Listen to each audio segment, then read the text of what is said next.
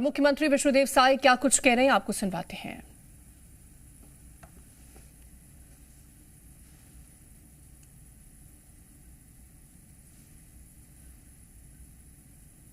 वासियों की चिंता करते हैं, जिनके नेतृत्व में नए भारत का निर्माण हो रहा है। एक समृद्ध और सशक्त भारत का निर्माण हो रहा है। एक ऐसा भारत जो किसी को छेड़ता नहीं है, लेकिन छेड़ने वाले को छोड़ता भी नहीं है और दुश्मनों को घर में घुस कर मारता है। ऐसा नए भारत का निर्माण माननीय प्रधानमंत्री श्री नरेंद्र मोदी जी के नेतृत्व में हो रहा है और 12 वर्षों में माननीय प्रधानमंत्री जी ने देश के विकास के लिए अद्भुत काम किया है। उन्होंने पहला जो उनका कार्यकाल था वर्ष 2014 से लेकर 19 तक, मेरा सौभाग्य था कि उनके साथ में राज्य मंत्री के रूप में काम करने का मुझे अवसर मिला और दूसरी बार भी इस देश की जनता ने उन्हें चुना और अब तीसरी बार इस देश की जनता ने उन्हें प्रधानमंत्री के रूप में चुना है। और जब वो 2014 में प्रधानमंत्री बने तो उस समय देश के मात्र 7 राज्यों में हम लोगों की सरकार थी, बीजेपी एनडीए की सरकार थी। लेकिन आज उनके 12 साल पूरे हो रहे हैं तो देश के 22 प्रदेशों में आज भारतीय जनता पार्टी और एनडीए की सरकार है। ये देश की जनता का हमारे प्रधानमंत्री जी के ऊपर में, एनडीए के ऊपर में और भारतीय जनता पार्टी के ऊपर में विश्वास का ये परिणाम है। और माननीय प्रधानमंत्री जी पहला जो उनका कार्यकाल था 14 से 19, उसमें गरीब कल्याण का काम करने का काम किया।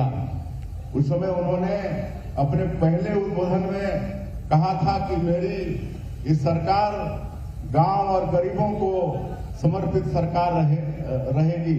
और आप लोगों ने देखा कि प्रथम कार्यकाल में उन्होंने गरीबों के कल्याण के लिए काम किया। पहले लोगों के पास बैंक के खाते नहीं होते थे और थोड़ा बहुत जो जमा पूंजी होती थी उसको कहीं इधर उधर रखते थे।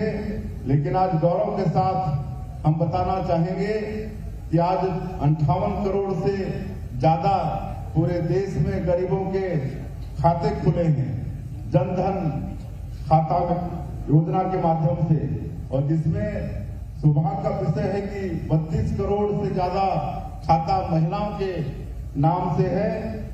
और आप सबको मालूम है कि कोरोना के समय से जो भारत सरकार मुफ्त में अनाज देने का काम कर रही है, आज पूरे देश में 81 करोड़ से ज्यादा लोगों को मुफ्त में राशन दिया जा रहा है।